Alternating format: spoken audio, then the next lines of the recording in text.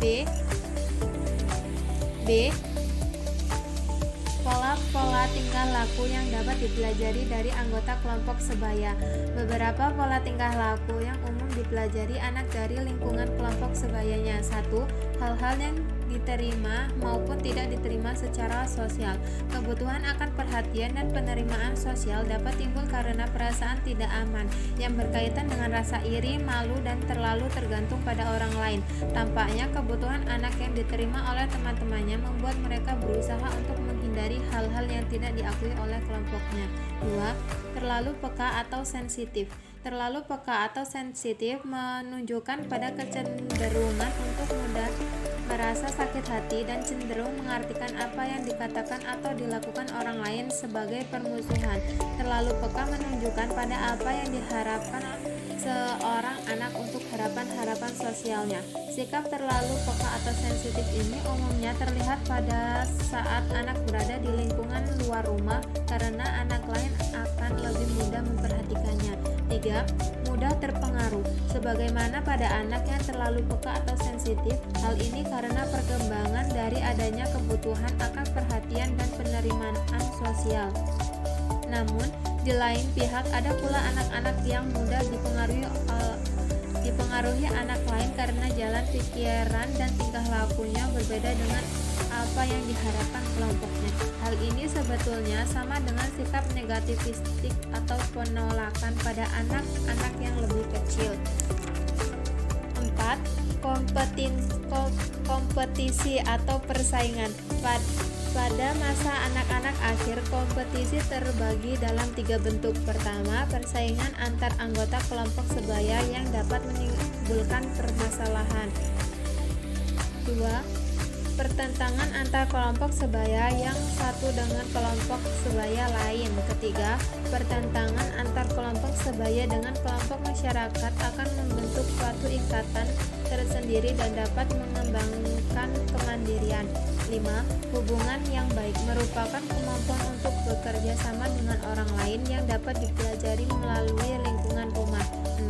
Tanggung jawab. Anak yang terbiasa untuk tanggung jawab dalam keluarganya lebih mudah menyesuaikan diri dengan anggota kelompoknya dan biasanya terpilih sebagai pemimpin dalam kelompoknya. 7. Kesadaran sosial. Kesadaran sosial merupakan kemampuan untuk memahami arti dari situasi sosial. Kesadaran sosial berkembang sesuai dengan usia anak, kematangan mental anak, dan bagian dari apa yang telah dipelajari dari pengalaman sosialnya.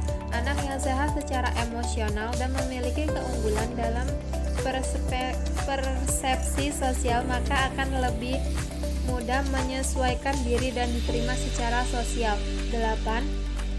Diskriminasi sosial. Yang dimaksud dengan diskriminasi sosial di sini adalah kecenderungan untuk membuat perbedaan antara individu berdasarkan suatu tanda-tanda tertentu. Hal ini merupakan bentuk dari kesombongan berdasarkan pendapat apakah seseorang termasuk anggota atau bukan.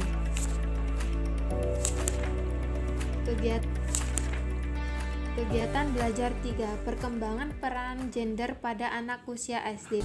A. Pengertian gender. Identitas gender adalah suatu perasaan menjadi laki-laki atau perempuan di mana hal ini kebanyakan diperoleh anak begitu ia berusia 3 tahun. Sedangkan peran gender berisi harapan-harapan yang menunjukkan bagaimana laki-laki atau perempuan harus berpikir, bertingkah laku, dan merasakan. Stereotipe gender diartikan sebagai seperangkat keyakinan atau belief tentang karakteristik yang sesuai menjadi perempuan dan laki-laki. Break 2000 mengatakan bahwa stereotipe gender dan peran gender dipengaruhi oleh lingkungan keluarga, orang tua, guru, dan mata pelajaran maupun teman sebaya. 1. Pengaruh orang tua. Orang tua berpengaruh dalam perkembangan gender. Tampaknya sudah tidak diragukan lagi. Ibu dan ayah secara psikologis berperan dalam perkembangan gender anak. 2. Pengaruh kelompok sebaya. Kelompok sebaya cenderung mendukung anak untuk terlibat dalam aktivitas yang sesuai dengan jenisnya. 3. Pengaruh sekolah dan guru. Ketika memasuki usia sekolah, anak menyadari dan meyakini bahwa ada beberapa stereotipe seperti pekerjaan, kepribadian, maupun keinginan berprestasi.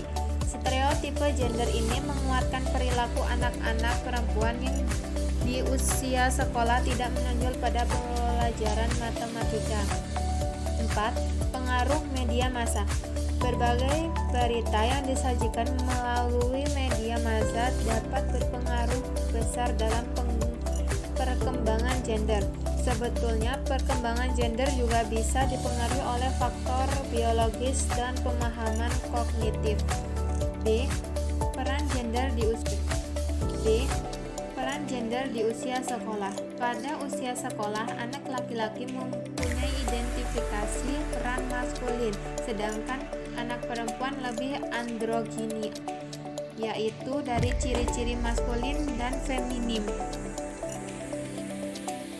Pada dasarnya memang ada perbedaan gender dalam kemampuan mental dan kepribadian. Anak perempuan lebih unggul dalam perkembangan bahasa namun lebih sensitif dan tergantung, sedangkan anak laki-laki unggul dalam kemampuan keuangan dan lebih agresif. C. Mengembangkan stereotipe non-gender pada anak. Untuk mengurangi stereotipe gender pada anak perlu dilakukan beberapa cara oleh orang tua dan guru. Misalnya, orang tua maupun guru dapat membantu anak-anak untuk lebih mengenal peran gender laki-laki dan perempuan. Meskipun peran gender dalam masyarakat berbeda antara anak laki-laki dan perempuan, namun peran tersebut dapat berganti tergantung situasi dan kebutuhan yang ada.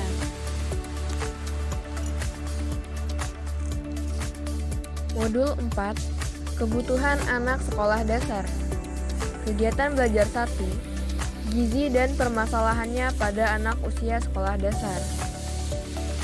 Sebagaimana perkembangan lainnya, perkembangan fisik juga dipengaruhi oleh faktor bawaan dan lingkungan. Kecenderungan dalam perkembangan fisik anak usia SD adalah secara perlahan-lahan mulai terjadi penurunan dalam perkembangan jaringan lemak, bersamaan dengan bertambahnya perkembangan jaringan tulang dan otot. Perkembangan otot cenderung lebih cepat pada anak laki-laki. Jaringan lemak yang lebih menyebar kadangkala membuat anak perempuan memiliki bentuk tubuh yang lebih gemuk, halus, dan umumnya menunjukkan penampilan seperti anak kecil. 1. Perkembangan motorik. Sewaktu anak menduduki kelas 1 atau kelas 2 SD, kontrol gerak motorik kasar umumnya lebih baik dibandingkan dengan kontrol motorik halusnya. Dalam keterampilan motorik kasar, anak laki-laki lebih terampil dibanding anak perempuan. Mengingat usianya dan perkembangan fisik maupun motoriknya, dan untuk kesempurnaan atau kematangan perkembangan fisiknya, maka disarankan agar anak SD lebih aktif. 2. Faktor yang berpengaruh pada perkembangan fisik. Sebagaimana telah dijelaskan pada bagian awal dari pembahasan kegiatan belajar ini, faktor bawaan dan lingkungan berpengaruh dalam perkembangan fisik seorang anak.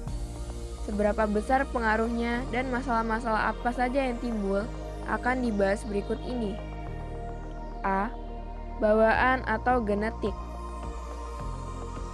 Untuk meneliti pengaruh faktor bawaan pada perkembangan fisik seseorang, banyak dilakukan penelitian terhadap anak kembar identik atau yang satu telur dibandingkan dengan anak kembar fraternal yang lain telur. B. Gizi atau nutrisi. Tidak diragukan lagi bagaimana pengaruh protein, lemak, dan karbohidrat terhadap perkembangan fisik seseorang. Selain protein yang berfungsi untuk pertumbuhan dan memperbaiki jaringan tubuh, karbohidrat diperlukan untuk memenuhi kebutuhan energi. Lemak juga diperlukan. Mineral seperti kalsium juga diperlukan untuk menguatkan otot. Berkaitan dengan kebutuhan gizi, Berg 2003 mengemukakan beberapa hal. yaitu 1.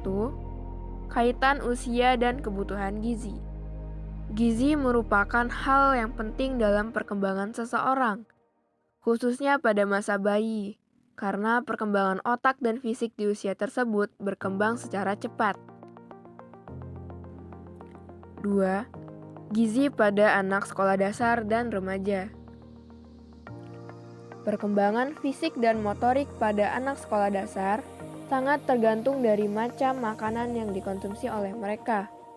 Hal ini menambah kebutuhan gizi atau nutrisi yang seimbang bagi anak yang memiliki kebiasaan makan yang buruk. 3. Malnutrisi atau kekurangan gizi. Saat ini, malnutrisi masih merupakan masalah yang perlu ditangani secara serius. Maka usaha pencegahan perlu dilakukan sejak dini dalam memberikan makanan dan pelayanan medis sebelum efek dari malnutrisi semakin meningkat. 4. Obesitas atau kegemukan. Obesitas atau kegemukan adalah kelebihan lemak tubuh. Obesitas disebabkan karena terlalu banyak makan, melebihi takaran dari yang seharusnya diperlukan oleh tubuh, dan kelebihan tersebut disimpan sebagai lemak tubuh. 5. Penyakit. Pada anak yang kurang makan, penyakit yang diderita mereka dapat merupakan masalah yang serius. Contohnya berikut ini. A. Penyakit infeksi dan malnutrisi.